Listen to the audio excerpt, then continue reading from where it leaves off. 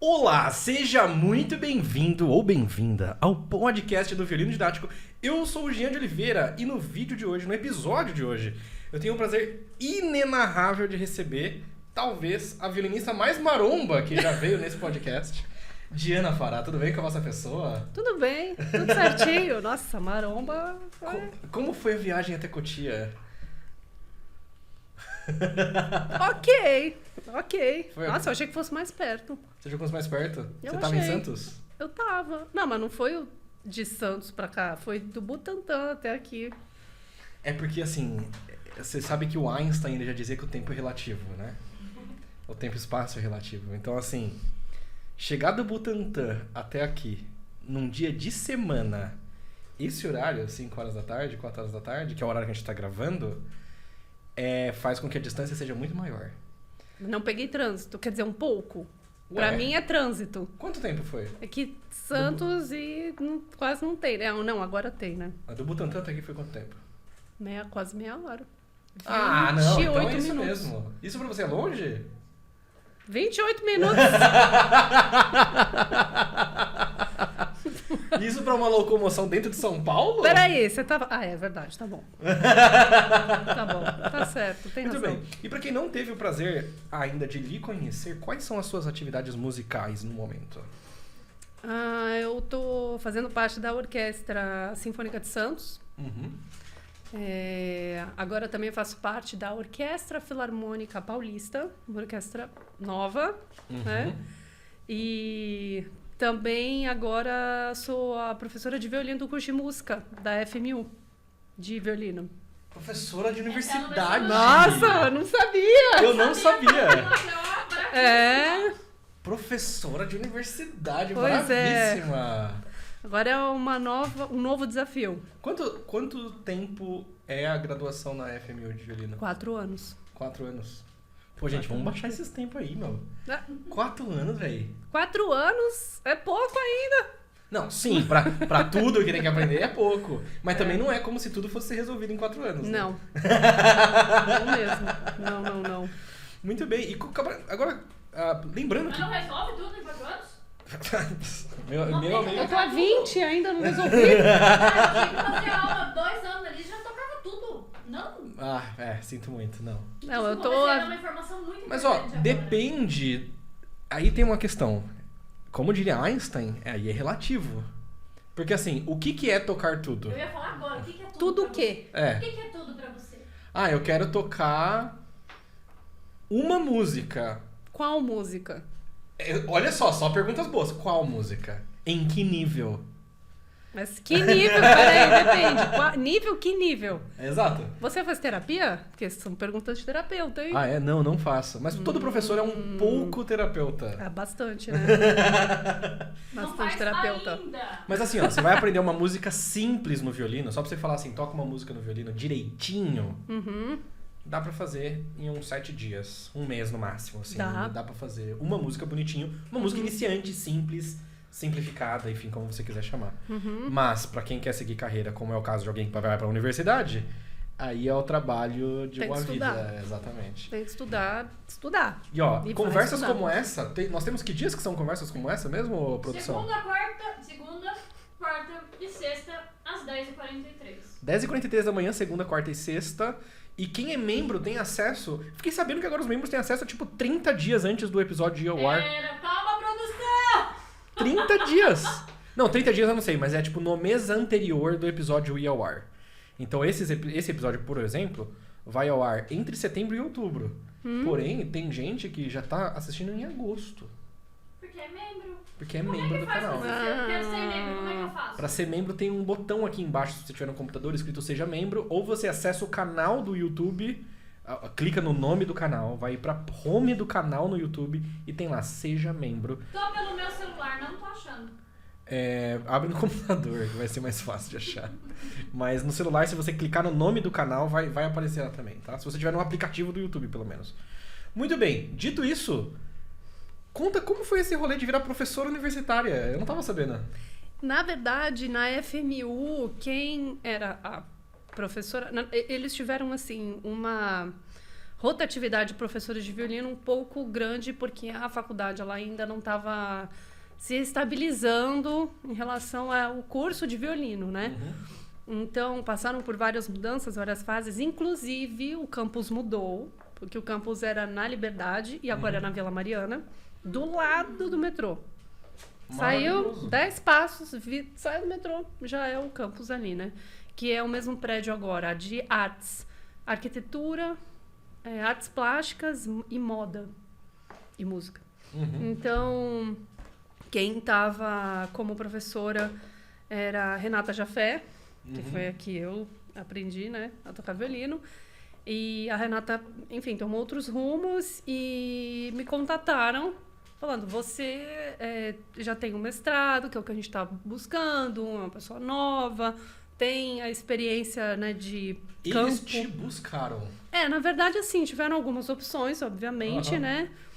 É aquilo, processo seletivo, vai conversando, entrevista. Mas no primeiro momento, eles te chamaram para participar do processo seletivo ou você se ofereceu para participar do processo seletivo? Não, algumas pessoas foram indicando meu nome e tal. Okay. E aí...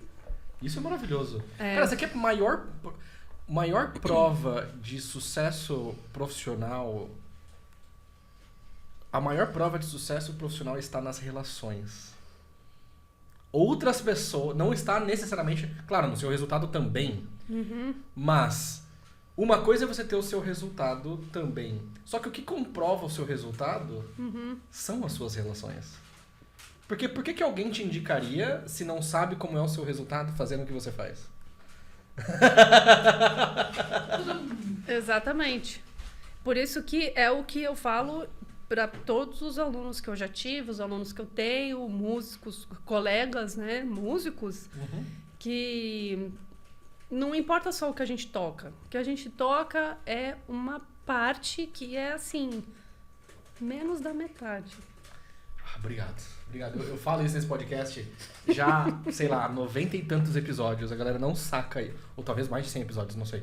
A galera não saca isso. Tocar é a menor parte do que a nossa profissão tem que fazer. Obviamente, né? Tem que estar, assim... Sempre tinindo, né? É o pré-requisito básico, não dá pra fazer sem ele. Exatamente. A técnica, tudo tem que estar sempre assim, tinindo, mas é o que você falou. É mais as relações que a gente tem, ou seja, ser responsável com o horário, ser responsável com o seu estudo, respeitar com quem você está tocando, não importa onde, não importa. Seja na maior orquestra do Brasil, uma das melhores orquestras do mundo, ou se você está tocando num grupo de casamento, num quarteto ali, a marcha nupcial. Até porque às vezes você descobre que a pessoa que está tocando com você no grupo de casamento hoje, daqui 20 anos, 10 anos, é a banca da grande orquestra que você vai tocar amanhã. Você não sabe. E eu já passei por uma situação assim, não da pessoa ser banca, mas de uma vez... Ainda bem que eu sempre fiz o meu melhor, independente da situação. Sempre tentei, pelo menos, né? Se eu conto assim, outros 500. Mas teve uma vez que eu fui... Várias vezes, na verdade, que eu fui fazer cachê com pessoas em casamento. Não tô nem falando em orquestra jovem, que é normal que o pessoal vai para o meio profissional de orquestra, né? Mas em casamento, várias pessoas que faziam cachê comigo... Tem gente hoje que toca no OSESP, tem gente hoje que toca no Teatro Municipal, tem gente que foi pra fora tocar, tem gente que tá tocando na Suíça. Então, assim, você nunca sabe onde que as pessoas que estão do seu lado vão tocar. Mesmo que elas não toquem tanto quanto você. Porque o tempo, meu amigo...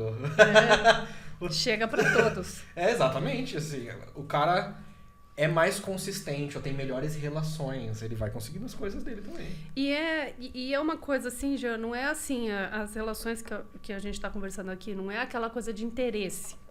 Não é isso. Mas é o que eu falo, é você respeitar o espaço do outro para que você também seja respeitado. Criar espaços para o outro. Exatamente. É você, sabe, não ficar reclamando de tudo. Isso é uma coisa que eu estou aprendendo agora que eu sou mais velha. De não ficar reclamando de tudo? Nossa! Você reclamava de tudo? Putz, quem não? Quem não? Pô, e esse kit músico aqui? Exatamente. Nossa, e agora esse lanche que tá horrível, e isso que não funciona, e esse maestro, e esse naipe, e essa orquestra, e demorei pra chegar aqui, e é longe, e não vai pagar também, e demora pra... Gente... Eu aprendi com o Jean que a gente tem um emprego dos sonhos. Então, assim... Ainda é gentil chamar de emprego. Não. Eu tenho uma questão assim de... Cara, eu amo ir pra Insider real. Eu amo ir pra Insider Orquestra. Tá errado. Eu não amo ir. Eu amo estar no Insider Orquestra. Mas eu tenho uma preguiça de ir. Toda vez eu falo pra ele assim, nossa, tem que ir pro Insider. Ele faz assim, você tem o emprego dos sonhos, velho. Sabe o que eu acho? O que acontece é, a gente começa a automatizar. Eu toco em orquestra faz 20 anos. A gente automatiza. E todo mundo faz isso em qualquer área. Eu discordo. Por quê? Por quê? Porque eu me sinto privilegiada cada vez que eu sou convidada pra tocar com uma orquestra. Não. Eu tenho a sensação, né, como eu não tenho fixo, não toco numa orquestra fixa, todas as vezes que eu chego no primeiro ensaio, no segundo ensaio, no terceiro, ali pra mim é um momento único. Mas essa é uma coisa diferente. Quando a gente não tá em um corpo físico, em um corpo fixo. Assim, estável, né? Exatamente. Que você vai lá, que você tem todo aquele dia, aquela hora pra ensaiar, não importa o quê, Agora, não quando importa você quando. tá 10 anos tocando na mesma orquestra. Sendo as mesmas pessoas. As mesmas pessoas, o E mesmo tem uma maestro. coisa também, né? Você acaba você cria intimidade com quem tá do Cria seu vícios lado. de relação. É, assim, como um casamento. Com 75 pessoas. É isso! É sobre isso. Então, eu acho que é você fazer do ambiente o mais leve possível. Desculpa. Você fazer o ambiente o mais leve eu possível. acho que a gente tem uma questão na música, eu falo porque eu demorei pra entender isso. Tem as pessoas que são suas amigas e tem as pessoas que são suas colegas de trabalho. E a gente não sabe, na maioria, principalmente as mulheres, a gente não sabe separar muito isso. E aí vira aquele negócio de conversa com todo mundo e nem todo mundo é seu amiguinho. A gente Vixe, que treta é essa aí? Tô Tô sentindo uma treta. Um desabafo. O beijo de orquestra é tóxico. É tóxico? Como assim é tóxico? Ixi! Mas não é. Dá risada. Como assim é tóxico? Imagina, é igual aquele negócio aqueles panfletos, sabe? Da florestinha lá de Jesus que passa todo. Não. Orquestra é igual panfleto de testemunha de Jeová, você tá falando? Aquele ambiente de paz e amor, só que não. Já existe aquele cenário do panfleto, né? É só ser no ensaio de qualquer orquestra. Exato, é igualzinho. Mas por que a gente tava falando disso? Agora eu me perdi. A gente tava falando da questão de... Porque me indicaram pra E das vaga relações. Exatamente. Então... E que você reclamava pra caramba. Sim. Sim. Só que é isso, que agora que eu sou mais velha, né? Eu tô mais tempo na área profissional. Agora eu entendo que é a gente que faz o nosso ambiente. Então, sempre vai ter os contras, sempre vai ter alguma coisa que não vai estar bom, aquela pessoa que você não vai... Ai, que saco. E outra, nós, músicos de orquestra, a gente tem uma rotação distante, né? Então, a gente tem rotação de quem está sentado do nosso lado. Nem sempre vai ser aquela pessoa que você... Tá acostumado. Que, nossa... gosta. Então, assim, você vai fazer o quê? Você vai criar aquele ambiente hostil que, meu Deus do céu... Eu, particularmente, eu tento fazer, assim, o mais leve possível. Se é pra nem falar muito, trocar muita ideia, eu prefiro ficar ali na minha, de boa, a gente tá ali, toca e feliz. E você falou uma coisa agora que me clicou um dos motivos do que eu imagino ser a gente começar a ser um pouco menos reclamão, vamos dizer assim, ou achar um pouco menos ruim das coisas quando vai ficando mais velho na profissão. Uhum. É que você começa a passar, às vezes, pela cadeira de quem organiza. E aí você vê o quanto trabalho dá e o quão difícil é sair perfeito, ou assim, não sei o quê. Que você começa, quando você organiza, por exemplo, o lanche dos músicos, dependendo do cachê que você vai fazer. E você vê o trampo que é montar o kit músico e não sei o quê, embalar e ligar não sei o quê, fazer orçamento, blá, blá, blá. E aí você tem aquilo, como que você vai reclamar disso depois? Na hora que você sabe o trampo que dá. É como quando a gente vai morar sozinho e tem que fazer a comida, né? A gente acha que é super fácil, quando o papai e a mamãe tá lá fazendo, a gente só aceita, come e acabou. Agora vai você cozinhar a sua comida, vai você cortar os legumes. Essa parte da orquestra que ainda não trocaram, o cortado do arquivista tá resolvendo parte de 80 pessoas. Exatamente. Então, eu acho que também já é uma questão de... Eu não tô lembrando a palavra, é uma questão de...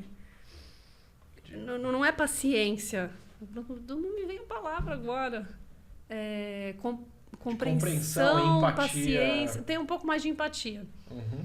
Com o trabalho dos outros colegas. Ainda eu tô trabalhando muito isso. Todos nós, pra sempre. Não é assim, ai, nossa, agora tá tudo lindo e maravilhoso. Não, eu ainda trabalho muito isso, né? Porque o que eu falo, né? Quando você tá ali todo dia, naquele mesmo horário, aquele mesmo grupo, você começa, sem querer, você começa a automatizar, né? E... Tratar como um emprego que você não gosta, sendo que é o nosso sonho desde quando Exatamente. E isso acontece em todas as áreas. A minha irmã, uma das minhas irmãs é enfermeira. Uhum. Ela trabalha nos melhores hospitais que tem em São Paulo, que é o INCOR. Também tem super problemas.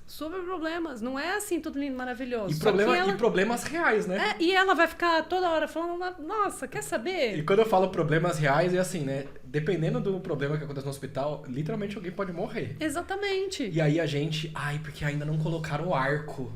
Exatamente. Isso nem é um... Você fechou a parte da estante, esse problema nem existe mais. Exatamente. Então, assim, e outra coisa, tem uma vida fora daquilo, gente, pelo amor de Deus. Isso é o mais importante. Tem uma vida. Não pensam. E precisa ter. E isso eu tava falando pros alunos, né, na semana passada. Falei, gente, além de estudar, e isso meu professor, né, que eu ainda faço aulas de violino, quer dizer, deveria estar fazendo mais, questão de tempo, mas o meu professor de violino pergunta, como está a sua vida social? Um professor de violino pergunta como está a vida social. Não é qualquer professor. Eu ia falar agora, não é? Quem é esse professor? O Davi Graton. O Graton, ok. Como está a sua vida social? Aconteceram coisas que mudaram a cabecinha dele, né? Entendeu? Então, assim, e é o que eu falo para os alunos. Eu sempre falei, como que vocês estão socialmente? Tá conversando com as pessoas? Vocês estão se distraindo, se divertindo? Estão passeando? Estão praticando esporte? Isso dá uma ajuda quando você começa a chegar depois dos 30... Você ter praticado esporte. Então, assim, é o que eu falo. Você não passa... eu falo assim para eles, não passem o tempo inteiro só estudando violino. Pelo amor de Deus. Não façam isso, senão o cérebro ele começa a intoxicar. Você só tem aquilo. Não é desse jeito, não funciona. Você não vai render, vai chegar no dia seguinte, você vai estar cansado. Você começa a tocar na base da tensão. Exato. Porque tem gente, não se enganem, tem gente que consegue tocar num nível muito alto na base da tensão. E aí o que acontece? Quando coloca o violino dentro da caixa, vai dormir, o que acontece no dia seguinte? Trava. Exato. É como se nunca tinha... teve alguém que relatou isso no podcast. Quando você é acostumado a tocar na base da tensão, cada dia é como se você estivesse começando... É como se o dia anterior não tivesse servido pra nada. Então você tem que começar e se esforçar e tudo continua sendo difícil. E o corpo, ele vai respondendo sem... É silencioso isso. Aconteceu comigo, foi em 2021. A gente estava bem naquele ápice da pandemia e tal. Eu tinha voltado há pouco tempo dos Estados Unidos e eu estava tensa com tudo. Então, assim... É um período tenso, né? Que o meu terapeuta falava, né? Eu faço terapia. Então, assim, furacão, ele falou, Diana, furacão acontecendo. Aí a Diana falou, vou lá. E se jogou lá dentro. Mas o que você ficou fazendo? Então, porque eu voltei no meio da pandemia pro Brasil. Porque calhou de eu ter me formado em maio de 2020. Bem quando eu tava começando. Exatamente. E eu já tava num ponto de... Vixe, foi tanta coisa que aconteceu. Eu já tava num ponto de estresse tão grande, de tanto tempo de estudo sem pausa, assim, Só estudando. Chegou uma hora que a minha máquina, eu mesma, travei. Aí, quando eu estava aqui, no Brasil, uma vez num ensaio da orquestra, eu comecei a ter... Eu tive uma crise de ansiedade, quase uma crise de pânico, que eu fui para o pronto-socorro. Durante o ensaio? Durante o ensaio. Eu tocando, a gente estava tocando Quebra-Nozes, Tchaikovsky, nunca me esqueço. Estava tocando primeiro violino. O meu braço esquerdo, ele começou a formigar. É o primeiro sintoma. Começou a formigar, e eu comecei a tremer. Aí uma mão começou a tremer, aí outra mão começou a tremer. Começou a me faltar ar, eu pensei, meu Deus, e eu com a máscara, falei, eu vou infartar. Falei, eu tô infartando, eu vou morrer. Eu falei, isso, eu vou morrer. E agora, o que eu faço? E eu fiquei assim, e a vista começou a embaçar. Não comecei a entender nada do que estava acontecendo, e daquilo difícil, sair do palco. E eu branca, e quanto mais eu queria que passasse, pior ficava. Resumo da história. Voltei para casa, fui para pronto-socorro, né? Aí o médico fez os exames, ele falou, você não tem nada. Ele falou, você faz terapia? Você tem um acompanhamento de um psicólogo? Eu falei, eu tenho. Ele falou que você teve foi quase uma crise de pânico, uma crise de ansiedade, uma crise de pânico. Então, e aí os meus ombros, esses dois, eles... Aí procurei uma fisioterapeuta, porque eu estava sentindo muita dor nesse ombro direito. Uhum. Aí a fisio, foi o que ela falou, Diana, você ficou tão tensa por tanto tempo que a gente tem um músculo aqui entre o ombro e o nosso peito que ele juntou. Então, ele foi completamente para dentro aqui.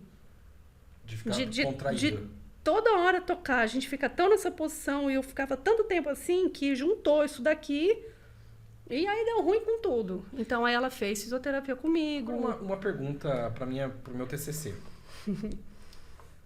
Antes de dar pau, vamos chamar assim, e não conseguir tocar, você sentia que você estava tocando tensa? Não. Cara, isso é incrível. Não sentia. É o que eu falo, é silencioso. Se você não tem alguém que tá te orientando, você acha aquilo normal. Você acha que aquilo é normal. Porque as pessoas acham que só está tenso se doer. Só que se tá doendo, na verdade é porque já passou do limite há muito tempo. Exatamente. O corpo, pensa assim, ó, pra gente ficar em pé, isso vocês, pensa assim, pra gente ficar em pé, exige uma certa tensão, senão a gente cai molenga no chão. Uhum. Você não dói pra você ficar em pé. Não dói pra você ficar em pé. Uhum. A não ser que você fique em pé, sei lá, 4 horas seguidas. É. Aí talvez vai doer. Mas é porque já passou muito do ponto. Então, às vezes a gente tá tocando violino tenso, em um nível que não dói, e porque não tem nenhum efeito no corpo que a gente sinta e que seja visível, a gente acha que tá tudo bem. É. E eu descobri que eu tocava tenso, com alguma tensão, quando eu fui fazer fisioterapia. Exato. Porque... eu contei essa história já no podcast umas 3 vezes. Que a primeira, eu fui diagnosticado com distonia, fiquei um tempo sem tocar, sem praticar, né? Tocar você acaba tocando, mas sem praticar violino, pegava só pra dar aula. E aí conheci uma senhora muito didática, Dona Nana, que quando eu contei disso, da distonia e tudo mais, ela se predispôs a me ajudar. Então achou fisioterapeuta, achou uma galera pra me ajudar de alguma forma. Se predispôs não é o mínimo, né? Não sei se é o mínimo, mas enfim. Não é o mínimo, mas é bem mais do que o mínimo. Uhum. E aí ela achou fisioterapeuta, marcou, fui lá. Uhum. E é uma fisioterapeuta maravilhosa, também musicista, que cuida aparentemente, majoritariamente de músicos. Uhum. E aí, fazendo os exercícios lá, e ela, nossa, mas o seu braço direito é muito tenso. E eu juro que eu só pensava assim, você pensa que eu tô com minha vida inteira, nunca tive nenhum problema, nunca senti dor, você tá falando que eu tô tenso. É. Pensava, não falava isso, obviamente, porque eu sou uma pessoa educada, finjo pelo menos. E aí, segunda sessão, mesma coisa. E eu pensando a mesma coisa, que tenso. Até que ela fez um exercício lá, X, que eu tinha que controlar a força que eu pegava as coisas, que era tipo com um copo descartável, muito fino. E aí eu esmagava o copo. E aí eu tipo, ok, talvez nós tenhamos um problema aqui. É que você não percebia. Não. É isso, é o que eu falo, é silencioso. Mas E como é que você resolveu? Eu sempre fiz com meus alunos de coletivo, quando estão começando, é fazer as atividades com o copo descartável. Eu sempre falava, se você pega o copinho e faz isso na mão, né? Pra colocar a posição pra eles Eu vou imitar ela, aprenderem. você pega o copinho e faz isso na mão. Pra fazer essa posição. Aqui? E aí eu sempre essas eram as primeiras lições, porque daí quando eles pegam ar, eles fazem isso. Então, se você pega o copinho e já maceta... Aí uma boa dica. Uma boa dica. Eu tive uma professora, eu fiz uma masterclass com ela, né? Não foi minha professora. Ela... enfim, ela me ensinou, na verdade, e ela descobriu uma tensão na minha mão direita que vinha da minha escápula. Que não era do dedão, era da escápula. E depois... Que resultava... aí depois que eu fui... Deixa eu pesquisar, porque eu sempre gostei de corpo, anatomia, né, e tal. Eu acho isso fantástico. Acho que todo violinista deveria estudar isso, né? Fisiologia. E aí, eu peguei o livro de anatomia da minha irmã lá e fui pesquisar. E eu vi que a estrutura muscular que a gente tem nas costas, ela é completamente diferente de um lado para o outro. Ah, é? É. Não é a mesma coisa. Eu achei que era a mesma coisa. Então, os músculos que a gente tem do lado direito tem uma formação. Os músculos que a gente tem do lado esquerdo é uma formação. Do lado direito é outra ligação. Então, assim, às vezes a gente acha que a dor tá vindo daqui e, na verdade, não é do dedão, não é do meio, não é o jeito que você tá segurando o arco. É de alguma coisa que você tá fazendo aqui, que foi o que aconteceu comigo. A fisioterapeuta, ela me abriu, ela parecia que ia rasgar os meus ombros.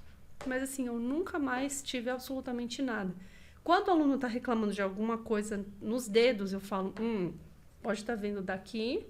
Do ombro, pode vir das costas. Pode estar vindo do ombro, pode estar vindo das costas. Ou até da lombar. E você acha que aqui, segura o arco assim, segura o arco não, põe assim, põe aquilo.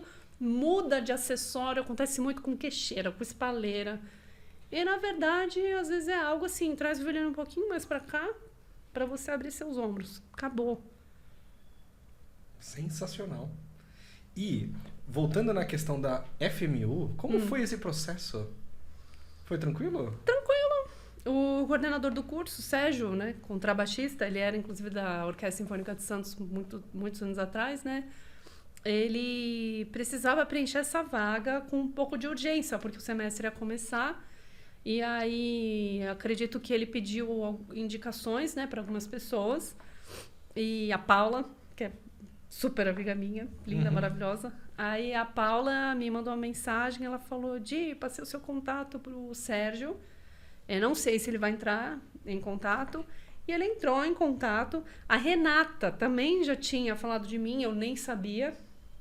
As duas falaram e nenhuma das duas estava em sintonia, né? Achei isso fantástico. Aí ele entrou em contato comigo, a gente conversou. Ele foi o quê? Umas 2, 3 ligações que a gente fez, ele tirou várias dúvidas. Mas eu acho que foi isso. Por eu já ter os mestrados, por eu ter essa experiência também fora do Brasil, e a experiência também aqui, você, né? Você assumiu no semestre passado ou nesse semestre agora? Nesse. E já tiveram aulas, então? Estamos tendo. E como foi? Amanhã todo mundo vai ter que mostrar o CEPSIC pra mim. Muito bom! Vamos ver como é que vai estar a mão esquerda dessa galera. Você sentiu alguma diferença do que é dar aula para um aluno particular, por exemplo, e dar aula no... Bom, durante o seu mestrado, provavelmente você deu aula também para os alunos de graduação lá nos Estados Unidos. Sim, tive que ajudar meus professores. Foi mais ou menos parecido? É o mesmo, vamos dizer, mais ou menos o mesmo sistema, né? É que assim, eu vejo cada aluno individual, eu não faço assim, todos os alunos tocando a mesma coisa do mesmo jeito. Técnica, sim, que eu acho que é fundamental. Mas assim, depende, porque o processo do aluno é muito individual. Então, ele estando na faculdade ou fazendo aula particular... vai ter gente que vai estar tocando em um nível, a gente vai estar tocando em outro nível. Mas o que é legal da faculdade, e essa é a diferença que eu tentava fazer nas aulas particulares, mas era mais difícil, né? É você ter o grupo mais junto. Então, assim, tem coisas que eu aprendi lá nos Estados Unidos, né, que meus professores faziam, que agora eu consigo colocar em prática porque eles estão inseridos em uma instituição. Então, assim, é uma motivação para eles estarem recital todo semestre. Ou recital de formatura, sendo que um aluno particular não conseguiria fazer tão fácil. Tem uma pianista que pode tocar junto, né? Uma aula particular, entendeu? E tava na sua mira ser professora universitária? Sempre. Sério? É o que eu tava até comentando com um amigo meu, né? E eu falei, caramba, eu vou fazer mestrado para daqui a um tempo dar aula em universidade. Eu não tenho nenhuma habilidade para dar aula para criança. Uhum. E isso requer uma estrutura total. Eu não tenho. Pedagógica, emocional. Eu não tenho. Então, assim, eu tiro o Eu chapéu. não sirvo pra dar aula pra adulto, porque eu falo que nem uma retardada. Ninguém fala, ai, que dedinho, é tão Então, eu sou o oposto disso. Eu sou o oposto. Eu Ô, não- conserta esse dedo, amigo. Mais pra frente. eu já sou muito direta. Então, meu querido, entendeu? Aí eu falo de igual para igual. Aham. Então, assim, criança não é o meu rolê como professora. Não, eu sei que precisa ter E todo se o meu, forem né? iniciantes, do zero Iniciantes adultos? adultos, sim. Ok. Agora, iniciante criança, eu já sei que não é minha praia. Já me A cara conheço. dela, acho que ele tem muita paciência. Eu tenho uma sobrinha de 9 anos. Não, sobrinha e aluno são Então, coisas assim, não diferentes. rola. Não rola, não dá. De ambos os lados. Entendeu? É Entendi. recíproco. E aí. E eu já fiz esse mestrado pensando, ok, daqui a um tempo pode ser que eu não. Olha a minha cabeça também, né? Meio sem noção. Vai que acontece alguma coisa comigo, fisicamente, eu não possa mais tocar violino. A gente nunca sabe o que pode acontecer. E aí eu vou fazer o quê? Distonia foi exatamente. Aí eu falei, eu vou fazer o que da minha vida? Eu vou ficar frustrada e, sei lá, vou ficar triste o resto da vida, depressiva? Não, eu falei, então... E eu gosto de dar aula, eu acho que... Você fez um seguro. Basicamente. Mas aí eu fui descobrindo esse amor por dar aulas, né? Para adulto, principalmente aluno universitário, né? Que eu sei que Já tá chega ali num porque determinado quer. nível e quer bastante. Ele quer. Então, eu até pouco tempo, nossa, a gente está em 2024, isso aconteceu em 2019. Eu parei de tocar por 3 a 4 meses. E eu tava lá nos Estados Unidos. Eu sentei um dia... Eu tive um burnout. Ok. Estafa. Eu sentei na cama, falei, não quero mais. Não quero. E eu tava assim, bombando, porque eu tava fazendo um mestrado em performance de orquestra. Então eu tava tocando com a orquestra da universidade, em Oklahoma. Eu tava tocando na orquestra da universidade, eu era espala da orquestra, eu já tava assim... Aquela pressão, eu era a primeira violinista da orquestra de uma outra orquestra que tinha em Tulsa, Signature Symphony. E ainda fazia parte da Tulsa Symphony Orchestra, que assim é um nível OSESP. E aí eu já estava assim, estafada. Estudando violino, eu estudava das 5 da manhã às 10 horas da noite. A minha professora, ela deixou a chave do office, né, do escritório dela, ela deixava comigo, porque eu morava do outro lado da rua. Então, eu podia entrar a hora que eu queria. A hora que eu queria, eu podia ir lá. E eu ia, que nem uma retardada. Estudando violino, não tinha vida. Obviamente, ela falou pra mim, Diana, eu sabia que uma hora isso ia acontecer. Aconteceu tarde. E aí, aos poucos, eu fui voltando e... Porque eu falei pra ela, falou, mas o que está acontecendo? Eu falava, professora, eu não estou vendo mais sentido em tocar em orquestra. Falei, qual que é o sentido?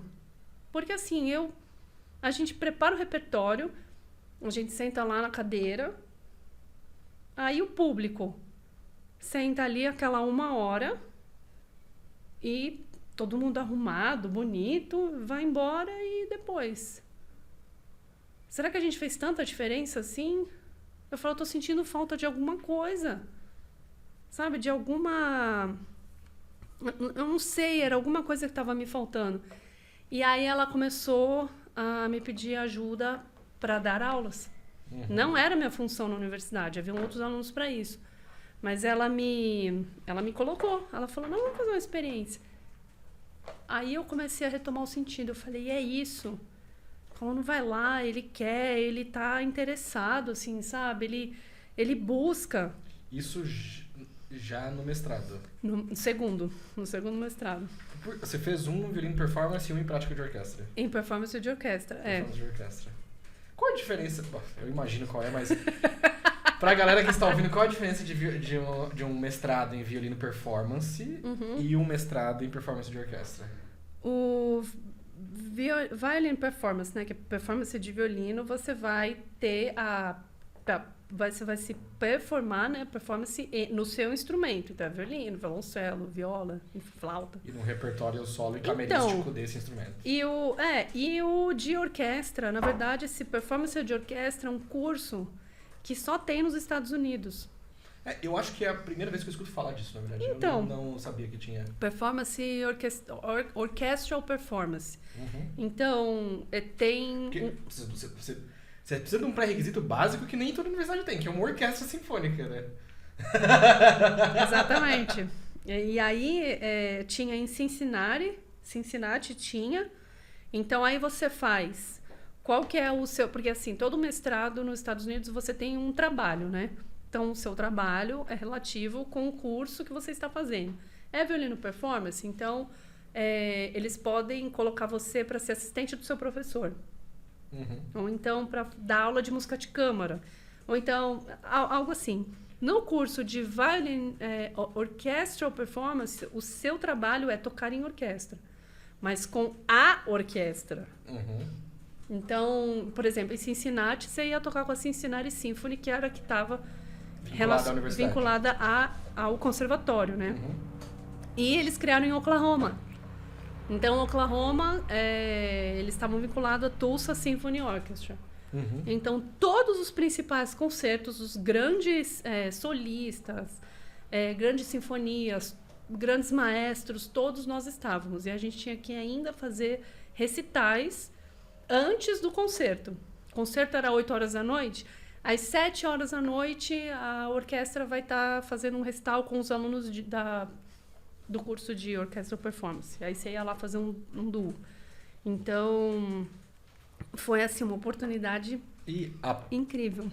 Existe uma produção dentro desse mestrado, além dos concertos em si? Ou a produção são os concertos em si? São os concertos. E os recitais, que a gente tinha que fazer em alguns lugares específicos. E, às vezes, assim, música de câmara com outros músicos da orquestra. Porque dependendo do tipo de mestrado que a pessoa vai fazer... Eu sei que nos Estados Unidos é mais comum as pessoas optarem por esses tipos de mestrado, né? Que é mais comum elas não optarem, que é você ter que fazer, por exemplo, vou dar um exemplo, tocar a chaconne do Bach, mas não é só tocar. Você tem que fazer uma tese, uma dissertação sobre as suas escolhas, seja lá o que for, enfim.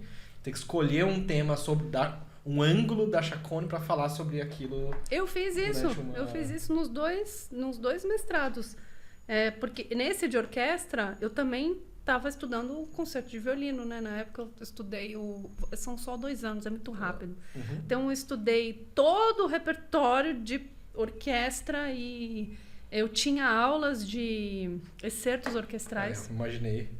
Era obrigatório, obviamente, né? Então, eu tinha uma... O que são excertos orquestrais? Eu falo olhando para aquela câmera ou para você? Tanto faz. Pode explicar para mim, eu não sei o que são excertos orquestrais. Excertos orquestrais são... É o momento Dora Aventureira do podcast, né?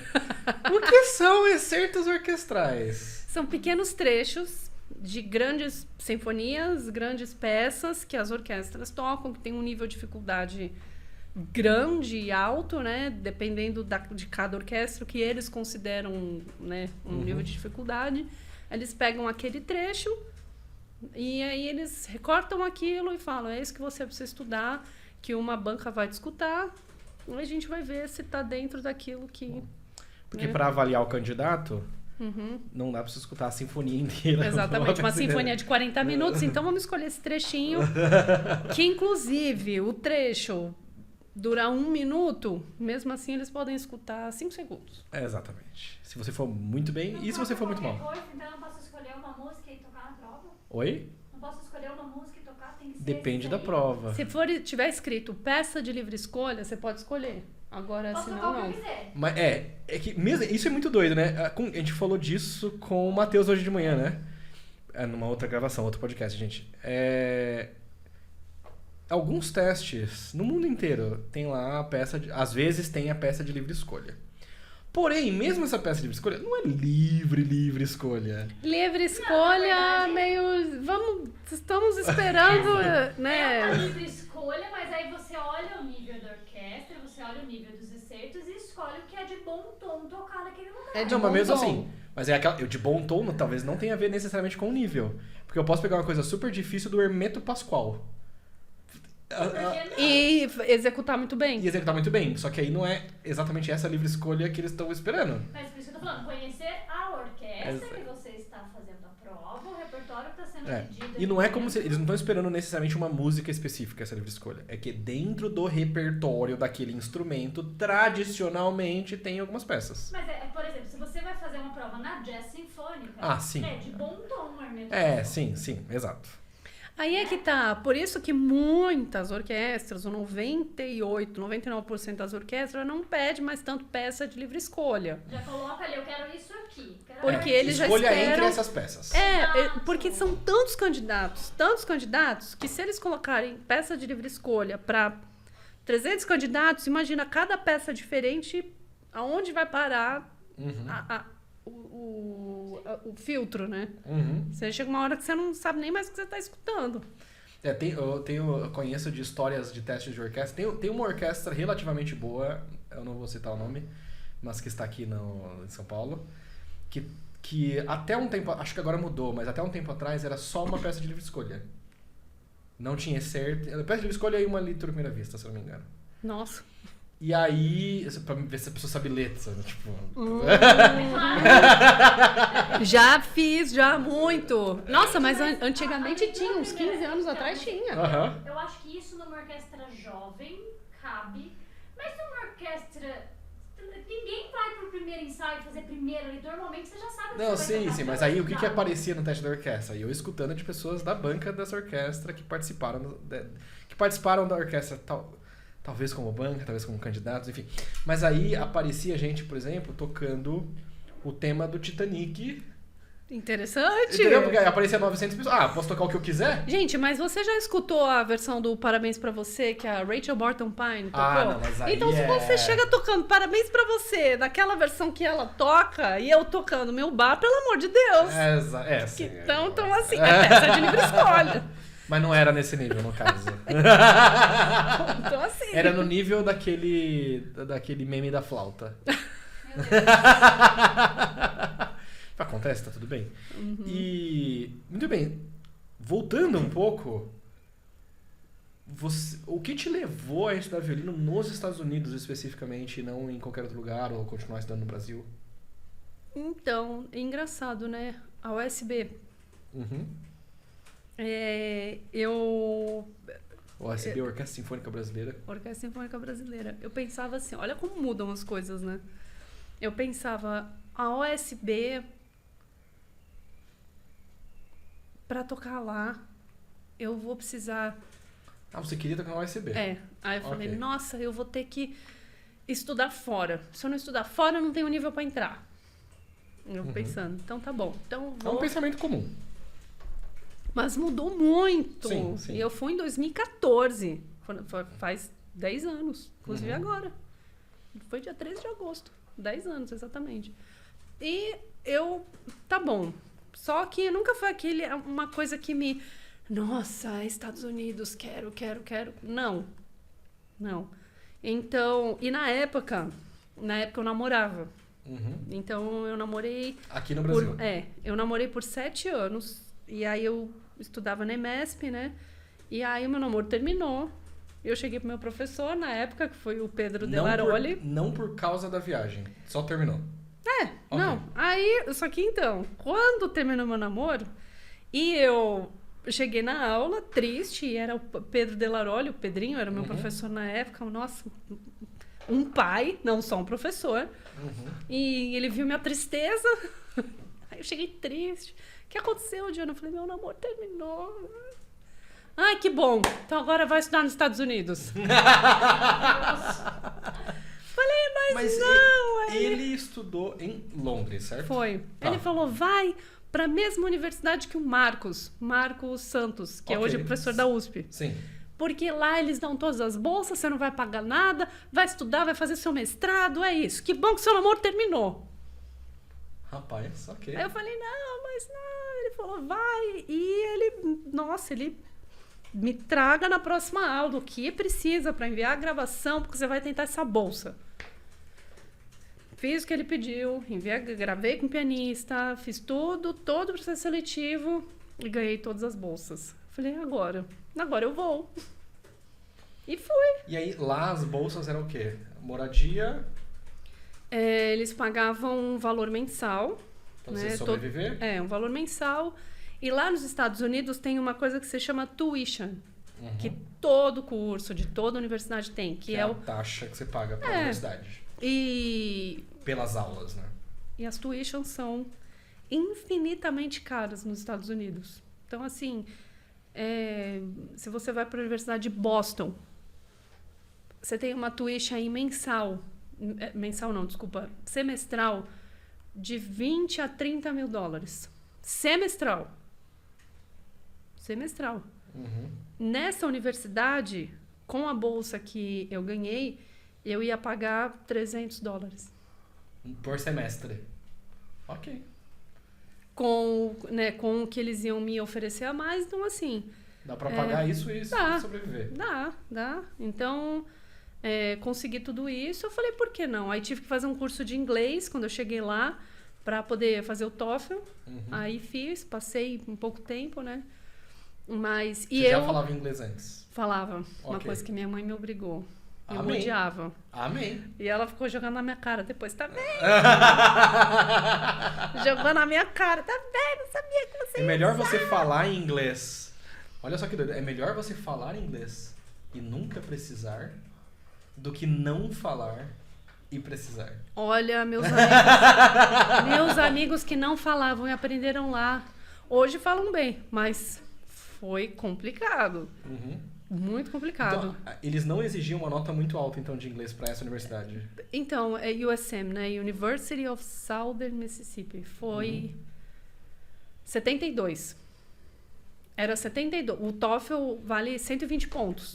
Então, você tinha que tirar 72. No mínimo 72. Eu fiz 2 vezes a prova. Primeiro eu tirei 69, aí a segunda eu tirei 84.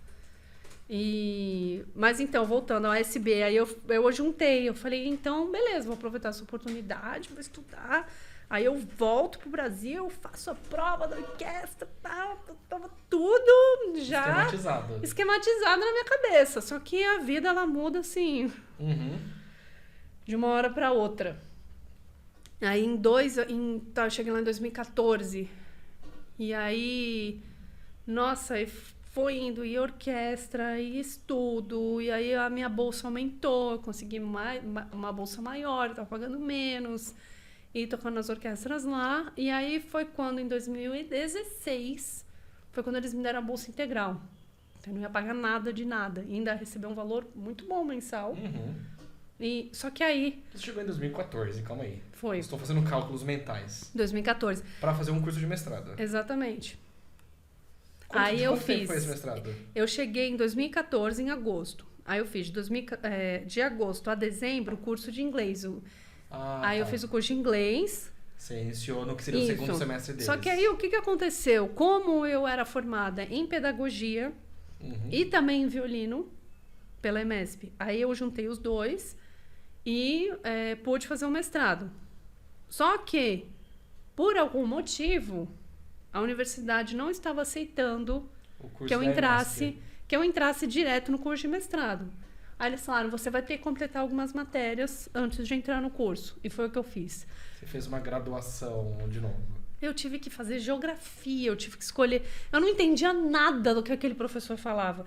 Só que eu tive sorte porque eu era única numa classe. Imagina aquela cena que você vê em filme... de um anfiteatro cheio de aluno e o professor lá embaixo, pequenininho, eu era a única estrangeira naquela sala. Eu não entendia nada do que ele falava. Imagina, aula de geografia em inglês. Nem em português eu entendi, imagina em inglês. Aí eu ficava, meu Deus, o que está acontecendo? Só que ele foi muito compreensivo. E ele me passou, né? Um professor... um professor que queria que eu fosse para uma determinada universidade me sondou se eu queria ir lá para estudar com ele, né? E aí perguntou, Jean, mas você tem a graduação? Porque aí consegui a bolsa para ir pro mestrado. E aí eu peguei e falei, não tenho graduação. Aí ele falou, putz, eu até posso conseguir alguma coisa para você fazer o college, né? Que seria a graduação. Só que você vai ter que fazer todas as outras matérias que no Brasil são de ensino médio. E aí eu só, tipo assim... E é pesado. Não, obrigado. Tô bem aqui. Eu tô muito bem aqui, Valeu, não, obrigado. Obrigado, tô bem. Eu já larguei o ensino médio porque eu não queria essas matérias. Aqui eu já não fiz, vou fazer inglês. Não, é difícil. E aí eu escolhi umas matérias as mais fáceis, entre aspas, né? Poesia.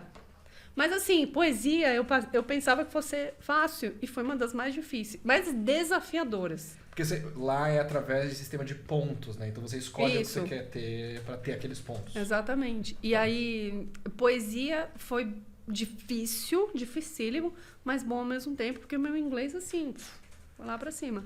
Só que o professor, ele deixava usar dicionário. Ok. Porque eu não entendia nada. Imagina, poesia em inglês. Recitar Shakespeare. Já pensou? Ai, gente. Em inglês. Mas deu certo. Aí quando eu terminei, eu falei, pronto, acabou, fiz tudo.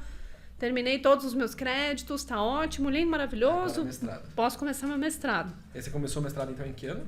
Em janeiro. Então, aí eu comecei em agosto. Eu terminei todas essas matérias em dezembro de 2015. Ok. Eu ia começar em janeiro de 2016. Aí, só que então, assim que eu terminei, falei, nossa, vou começar tudo. Meu pai ficou doente, tive que voltar pro Brasil, né? Então, assim, nesse meio tempo, em fevereiro ele faleceu, eu tive que ficar esse semestre. Eu tive não, né? Eu claro. Preferi ficar aqui. Sim. Então, assim, é isso que eu falo. Tava tudo programado, mas quanta coisa não aconteceu. Nenhum plano sobrevive ao campo de batalha. Aí eu fiquei, gente... E eu tinha acabado de ganhar a bolsa integral. Mas eles seguraram essa bolsa pra você Então, aí eu conversei com o diretor. Na escola de música, obviamente, todos se comoveram, né? Se comoveram e se moveram. E o diretor, né, o Dr. Jim, falou, Diana, vai tranquila. Nunca me esqueça. Ele falou, vai tranquila, faz o que você tem que fazer. Seu pai é mais importante que o seu mestrado. Então, assim, eu vim pro Brasil, né? Ajudei toda a minha família, fiquei com a minha mãe. Aí eu voltei para os Estados Unidos em maio. Aí eu comecei o mestrado em agosto de 2016. Só que como eu já tava quase um ano atrasada já. Aí eu conversei com o diretor, né? E agora, né? Eu já tô super atrasada, eu vou me formar quando, sabe? Não é assim, também não é tudo lindo, maravilhoso. Cansa a gente ficar estudando, né? Muita prova, é tudo em inglês, a cabeça... Tá sendo testado o tempo todo. Aí eu terminei esse mestrado em dezembro de 2017. Eu fiz 1 ano e meio. Aí eu terminei. 1 ano e meio, mas você matou, então. Entendi porque das 5 horas da manhã até as 10 da noite. Pois é. Aí estudei. Nossa, foram muitas mas matérias. Você falou, por que não emendar em outro? Já que eu terminei mais cedo. Mas então. E aí, como eu terminei em dezembro, foi no meio do ano. Nos Estados Unidos, o ano letivo ele é de agosto a julho, agosto a maio. Então, eu terminei em dezembro, é como se fosse julho aqui. Tava no meio do nada. Falei, agora eu tô assim, tô lascada, né? Porque eu não vou para nenhuma universidade para me aceitar. Aí eu trabalhei, uma escola me contratou pelos meios legais, né? Aí eu trabalhei numa escola pública em Jackson, capital do Mississippi, assim, mas tipo, o lugar mais pobre que você possa conhecer. Pobre. Jackson pobre. Ou o lugar onde você Jackson, Mississippi. Okay. Eu tava na periferia de Jackson. Eu estive em Jackson. Você foi? Eu estive em Jackson. Você sabe do que eu tô falando. 3 vezes. Mas eu acho que eu fui na parte boa de Jackson, porque eu não vi muito o que tem na cidade em si. É que então, eu tava trabalhando na periferia. Ah, ok. Então, assim, era complicado. Eu fiquei... Mas foi um aprendizado fantástico, fantástico. E foram 6 meses. Eu falei, tá bom, agora eu posso ir para onde eu quero. Aí foi quando surgiu a vaga em Oklahoma. Que eles estavam... Era uma vaga para 2 violinos só. Porque como é um curso de performance de orquestra... Quando tem vaga na orquestra, tem vaga então na eram universidade. só 2 violinos que eles estavam chamando, né?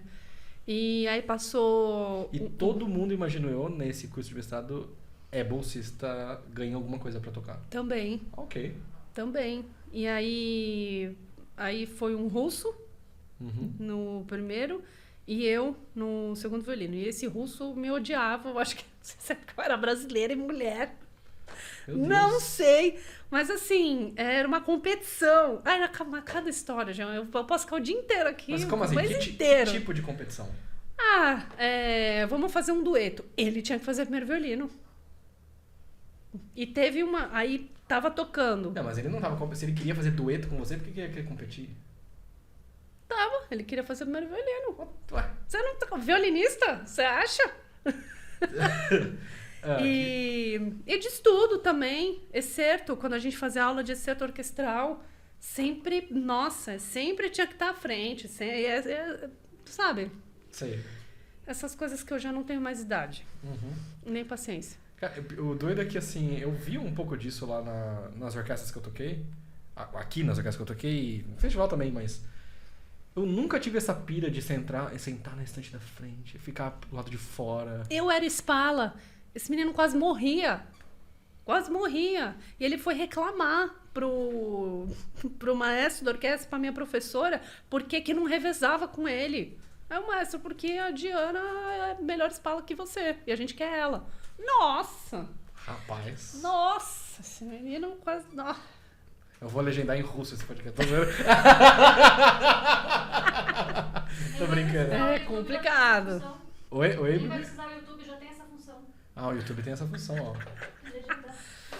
E aí, enfim, muita competição. E nos Estados Unidos a competição é um negócio, é punk. Se a gente acha que no Brasil a parte de competição é tóxica, nos Estados Unidos é complicada. O quê? Competição é assim, ou você vai pra cima... Até porque lá, desde as escolas, tudo é competição. Tudo é literalmente competição. Por quê? Então, a criança no primeiro ano de violino tem a competição do primeiro ano de violino. Mas e por que isso? Porque tudo você tem recompensa. Você tem recompensa. Não é só, obrigado pela sua participação. Não. Você tem boas recompensas. E tem coisas boas e ruins nisso, tá, gente? Não tô falando que é só ruim. Porque também o sistema de somos todos vencedores não é exatamente a melhor abordagem também, né? Assim, mas lá é uma questão de sobrevivência. Sim. Esse que é o negócio, né? É uma questão... Você tá ali... literalmente, você tá concorrendo com pessoas do mundo inteiro. E boas. Não é só brasileiro. Não é só brasileiro. Você tá competindo, né? Você tá concorrendo com um venezuelano que toca muito bem. Colombianos que tocam muito bem. Americanos. Os asiáticos. Russo. Então, assim, os europeus. Tem muito europeu lá também, né? Italiano, francês. Mas você faz o quê? Mas os brasileiros são top, são excelentes. Brasileiro sabe Brasileiros fazer... sempre são melhores em tudo. Criativo. Quase tudo. Criativo, esforçado. Não tem tempo ruim, não. Vamos lá e faço. E brasileiro é de boa. Brasileiro... eu acho que essa é a diferença, assim, sabe?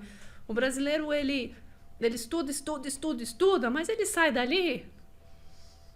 É o que a gente estava falando no início. Vai viver, sabe? Vai relaxar, vai passear, vai dar risada, vai fazer nada que seja relacionado com aquilo de violino, ou música, ou enfim, a universidade. Vai de boa. E naquele momento, durante esse período de mestrado, não te veio à cabeça continuar e fazer o doutorado também? Me veio, mas foi quando me deu essa estafa. Ok. Foi nesse período. Eu tava para ir para Universidade do Texas. University of Houston. Ok. Foi essa universidade que eu ia depois. Aí a professora, na época, a Dr. Young, ela falou, Diana, ela falou, eu quero o seguinte... Ia ser em violino performance. Em violino performance. Falou, vamos fazer o seguinte? Ela falou, gostei muito de você. Só que eu quero te preparar um pouco mais para o doutorado. Falou, então, o que eu quero? Fazer 1 ano de mestrado. Eu falei, você já está vindo. Então, vamos fazer 1 ano de mestrado.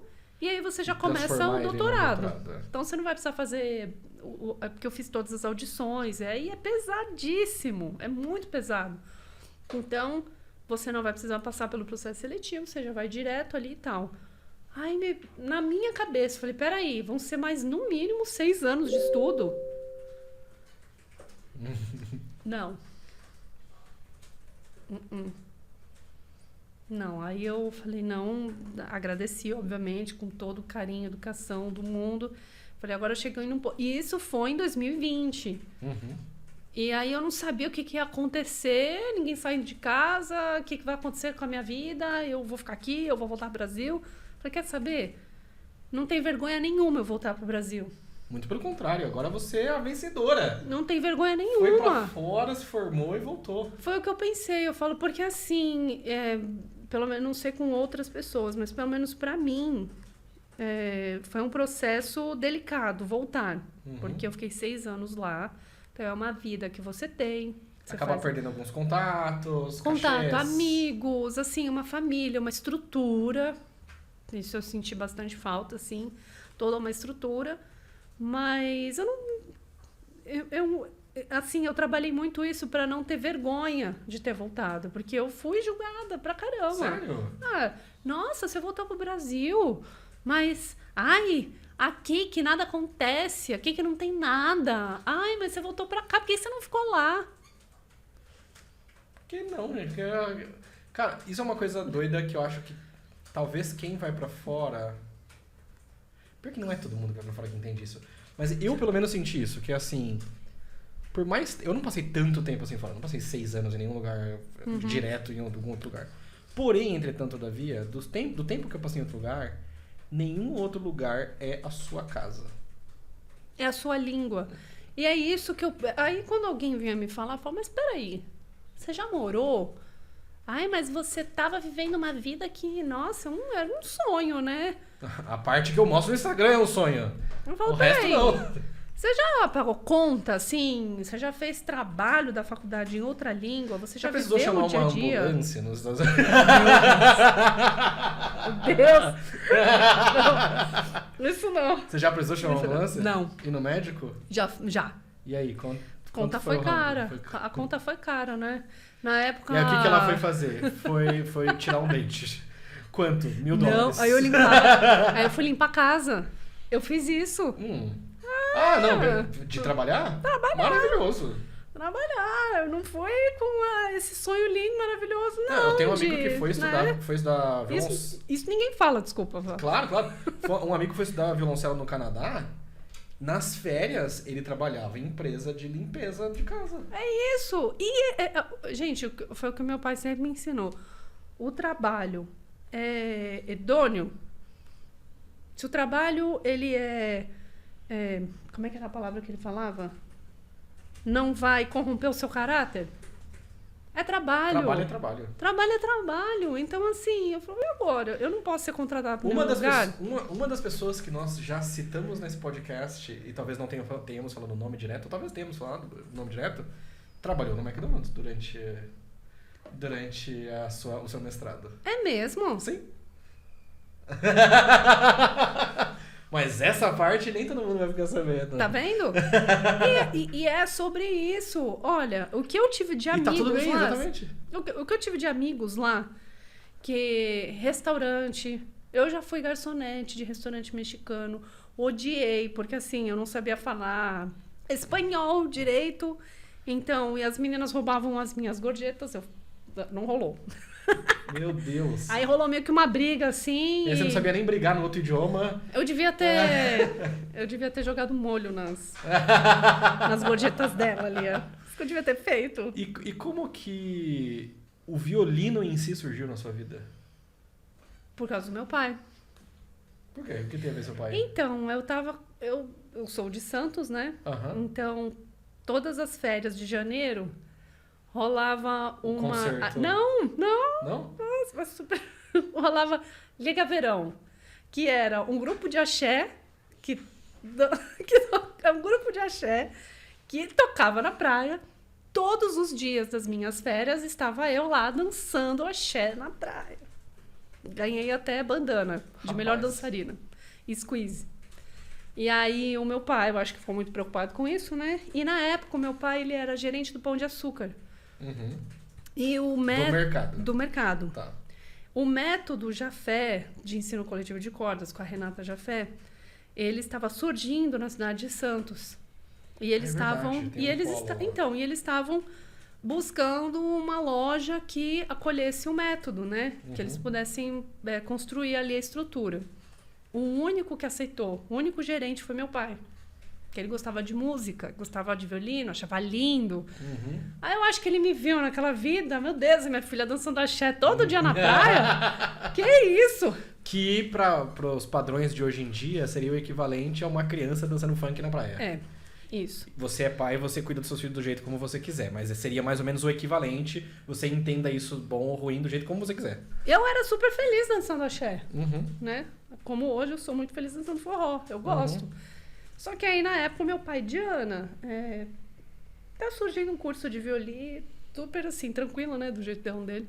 Um curso de violino, é de graça, vai lá, faz a inscrição, vê como é que é. Ai, pai, que saco, violino. Ai, que negócio chato. Não, ai, não. Ai, mas é de graça. Ele falou, você não tem noção quanto custa uma aula de violino particular. Eu falei, então vai lá, faz. Se você não gostar, você sai. Ai, tá, né? Na época... Olha isso, né? Revelações. Na época, 13 anos, adolescente, né? Eu tava paquerando um rapaz no supermercado. Que trabalhava no supermercado? Que trabalhava no supermercado. Aí pensei eu. Ah, então tá bom, eu vou lá. Desculpa pra ir no supermercado. Exatamente. Claro. Acabou que eu fui, comecei a fazer o curso. Eu tinha uma habilidade que eu não sabia. Que eu não sabia que eu tinha uma habilidade de tocar violino. E aí... Você tinha uma facilidade maior ali, foi se desenvolvendo. Então, só que pra mim era normal sempre estar nas primeiras cadeiras, sempre estar na primeira estante. Pra mim aquilo era normal.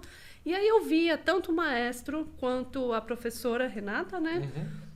Sempre indo falar com os meus pais, falando da Diana, não sei o que, a Diana, pra mim era normal. Imagina. Minha cabeça estava em outro lugar. E aí, enfim, foi passando tempo, e o método era muito legal. A gente aprendia em grupo, e era um grupo, nossa, fenomenal, assim. Meus amigos de hoje foram os meus amigos que começaram comigo lá atrás. Até hoje são meus amigos. Então, por aí, tocando nas orquestras, dando aula, trabalho com música, os que também não trabalham com música. Então, assim, foi uma... E aí eu comecei, eu falei, caramba, é legal isso daqui. Pô, posso tocar é fácil de aprender, é legal de tocar. Foi indo assim, naturalmente, ninguém me forçou a nada. Então, aí isso foi quando eu tinha 13, eu estava na 8ª, eu estava terminando a 7ª série. E aí quando chegou no colegial, segundo ano, já aquela pressão para fazer faculdade, aí vai querer o quê? Eu falei, eu quero fazer música. E seus pais? Aí meu pai falava, tá bom. Não, para mim e para minhas irmãs, né? Ele falava, não importa o que vocês façam, sejam boas no que vocês fizerem. Estudem, se dediquem para serem boas no que vocês fizerem, não importa.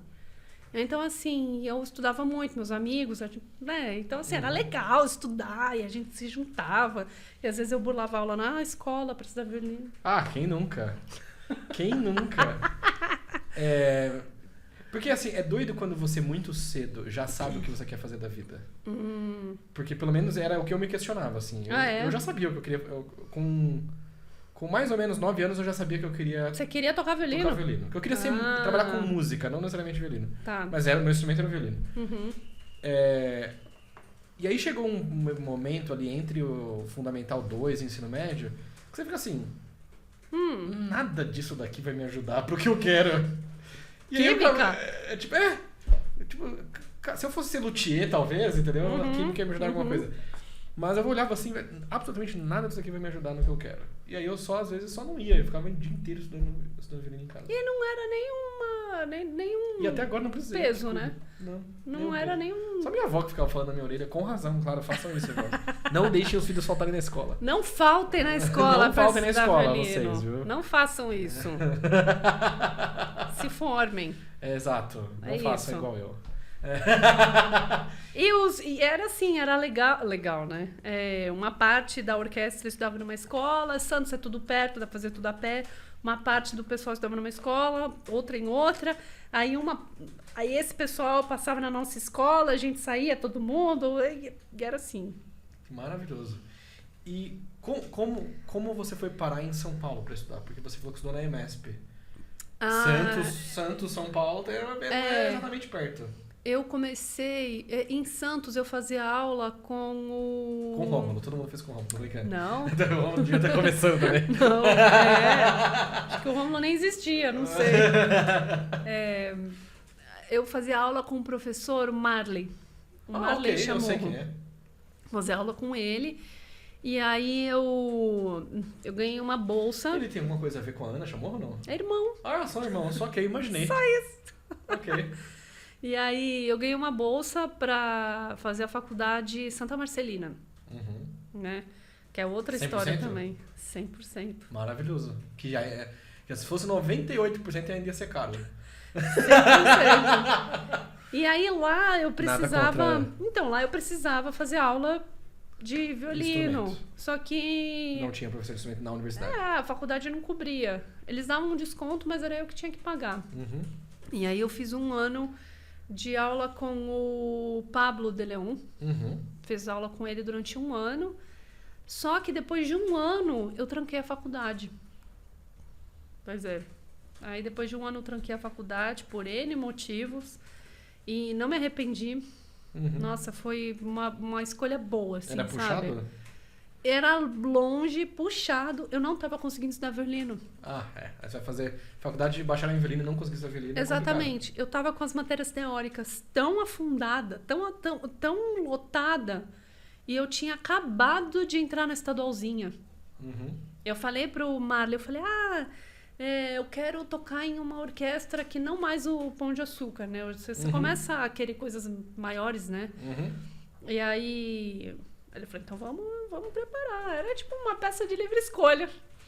E uma leitura à primeira vista.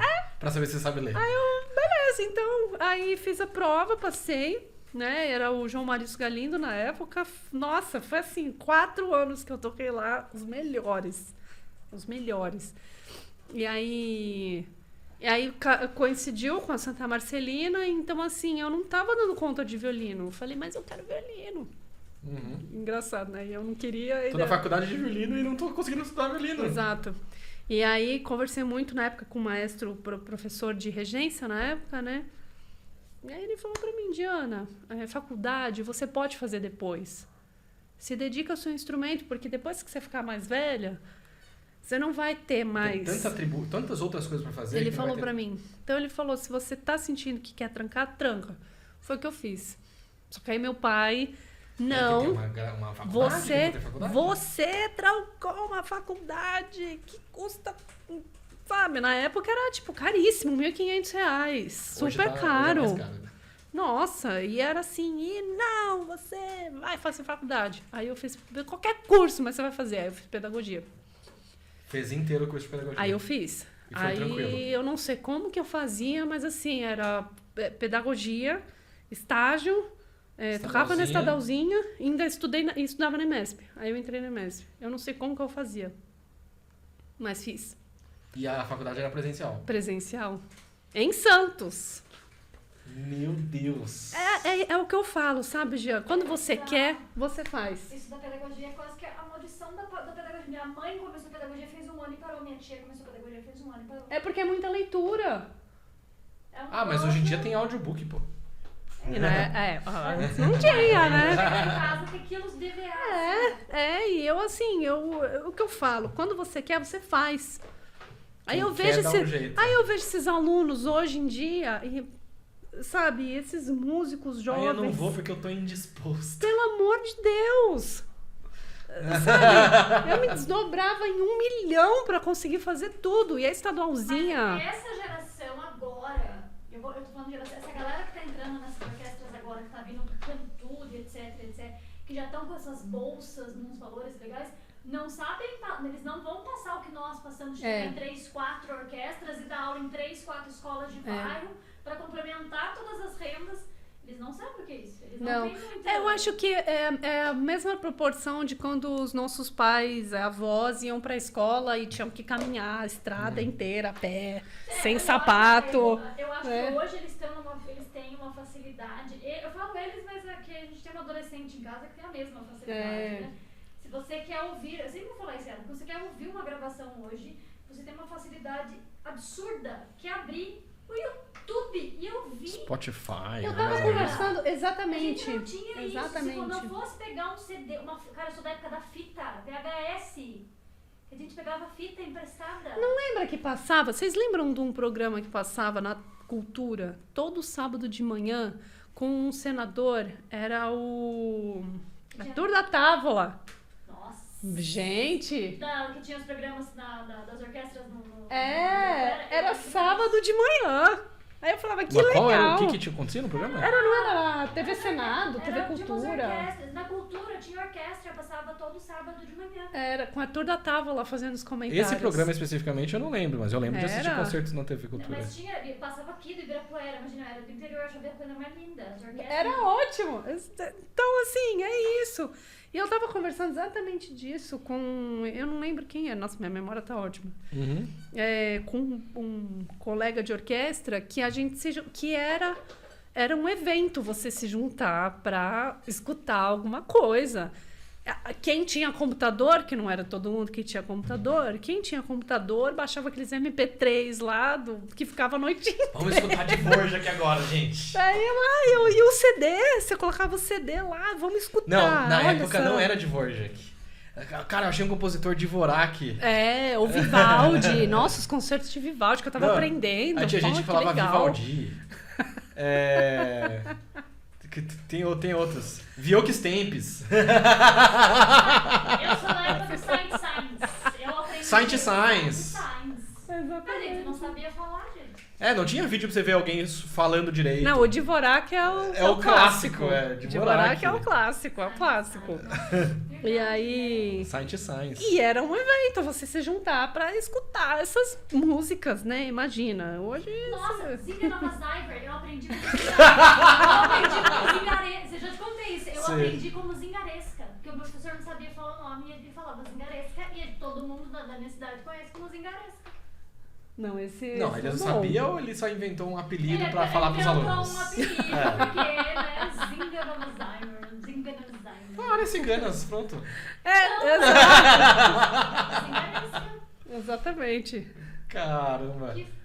Posso parar pra pensar nisso, né, velho? Até os nomes a gente não sabia pronunciar. Não sabia falar o nome dos violinistas direito. Mas até hoje eu tenho um nome que eu nunca sei. Se é Loré ou se é Lorô. Também não sei. Pronto, joguei no ar aí, ó. Esse nome até hoje eu não sei. Nossa, teve no Método Jafé, a gente aprendia a tocar a partezinha do segundo movimento da Sinfonia do Novo Mundo, né? Uhum. E aí era aquele pedacinho. Lindo!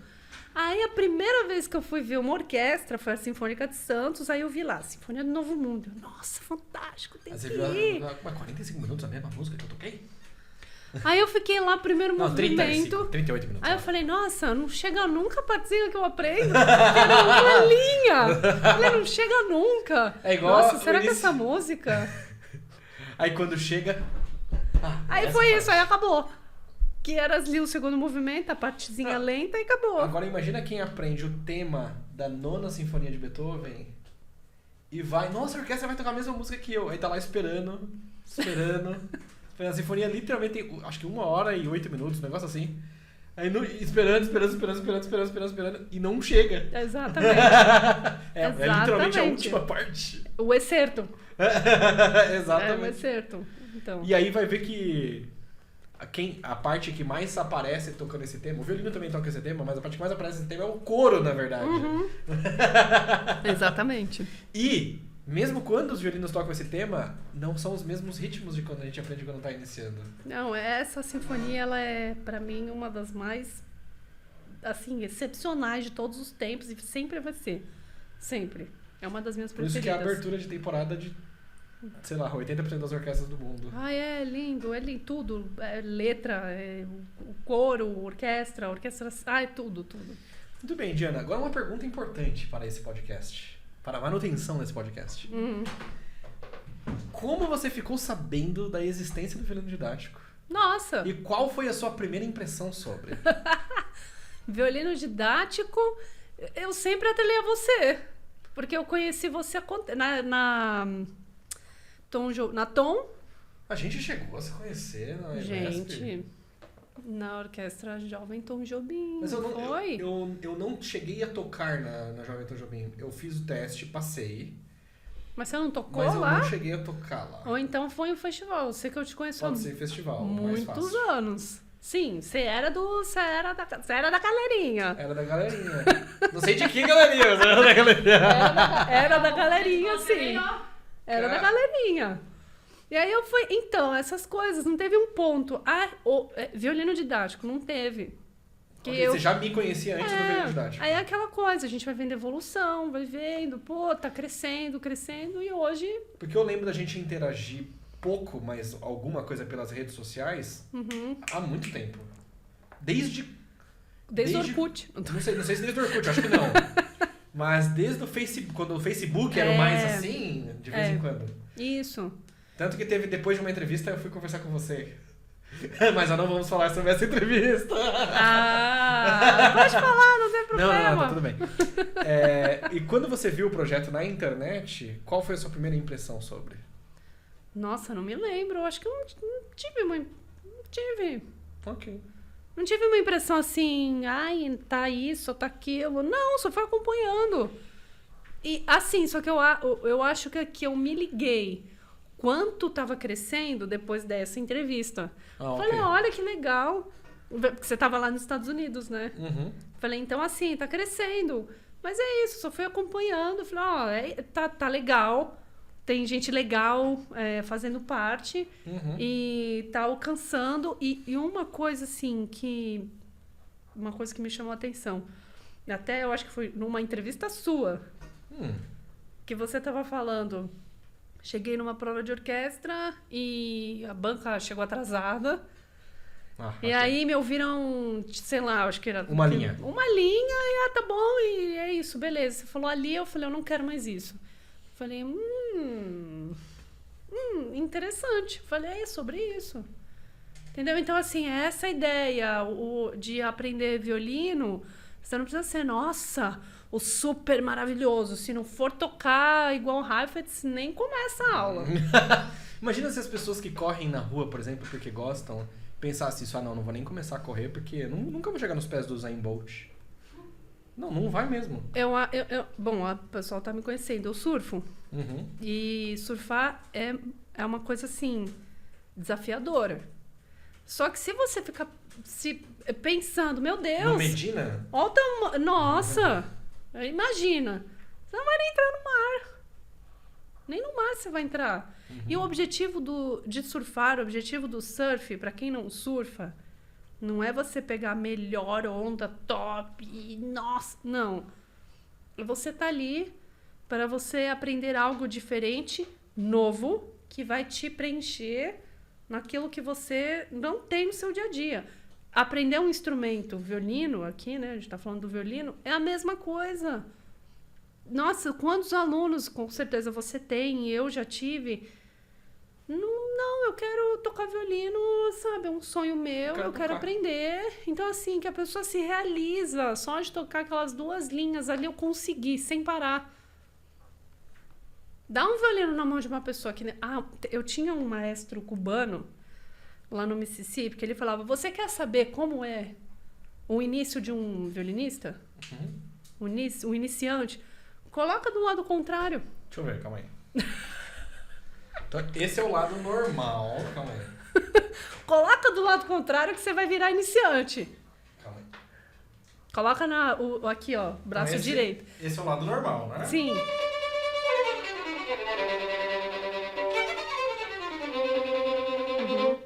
Agora troca.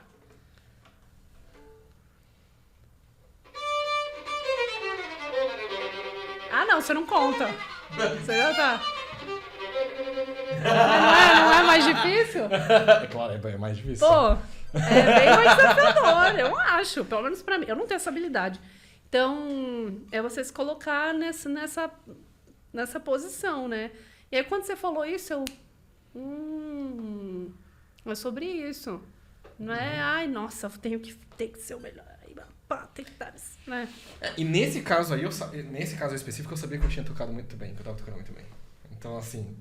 Porra, só que eu também sabia que eu também sabia o motivo pelo qual não me ouviram. Então, velho, eu tenho que passar. Foi quando, na verdade, a realidade me mostrou que não é só tocar bem. Exatamente. Tem as relações. É, a audição de orquestra é um outro... Ainda mais desse tipo de orquestra. A orquestra profissional é mais organizada. Mas era uma orquestra jovem, que se trata como profissional de alguma forma, mas é uma orquestra jovem. E, enfim. E a gente não precisa disso no nosso dia a dia, sabe? Não é isso que vai ditar o seu nível de profissional, de pessoa, enfim. Muito bem. E quem você gostaria de ver nesse podcast nos próximos episódios? É só violinista? Não necessariamente. Nossa, caramba. Pessoas para contribuir com a conversa que vai ser rica para violinistas que assistem esse canal. E outros músicos, porque tem outros músicos também. Nossa. É que o meu professor já veio, né? Qual? O Davi. Não, o Davi não veio ainda. O Davi não? Não. Então é ele. Ele vai vir depois da turnê, nós já estamos. É o Davi. Okay. Gratão? Com certeza. Davi Cadê Gatão. ele? Agora é Davi Gatão. Sempre foi, mas ele que não sabe. Agora tá sabendo. Sabe, Davi, as pessoas, as pessoas gostam tanto de você, cara, que quase todo mundo fala que é Davi Gatão, na sua ausência. E é engraçado, né, que quando no começo do ano eu fiz a prova do Guri, do projeto Guri, e eles também fizeram um teste na Orquestra de Santos, né, pra preencher umas vagas de músico extra e tal. E aí eu passei nos dois, e aí eu falei, Davi, não fala nada ainda, espera divulgar, enfim. Ai, Diana, mas você tem que... não sei o quê. Ele ficou falando, não, você tem que falar, posta. Você quer que eu poste? Eu falei, não. Aí a gente teve uma aula, e aí ele falou, né, enfim, a gente conversou. Aí ele falou, tá bom. Ele falou, não vou. Eu falei, Davi, não posta nada, não é ainda pra postar. Ah, tá bom. Quando eu cheguei em casa, tava lá, pá. Ele que acabou de passar. A minha foto, ele escolheu qualquer foto minha lá e escreveu. Eu falei, não acredito, foi Davi, não era pra postar, tinha pedido. Quero ver agora aqui, ó. Maravilhoso. Estamos esperando o professor Davi. Diana, como as pessoas te acham nas redes sociais? @Diana Fará, F de faca, ARH, _.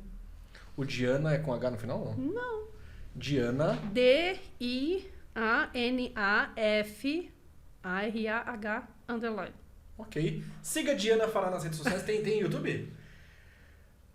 Tem, eu acho que se você clicar lá no Instagram, tem. Tá. Ai, nossa, agora você me pegou. Tenho, mas é que eu não sei qual é. Só Diana Fará Violino. se você colocar excertos orquestrais, tem lá, coisa assim. Tem um monte de vídeo tocando Dom Juan, todas essas coisas. Maravilhoso. Sigam Diana Fará nas redes sociais. Se você gostou dessa conversa, desse bate-papo, clica aqui embaixo no joinha.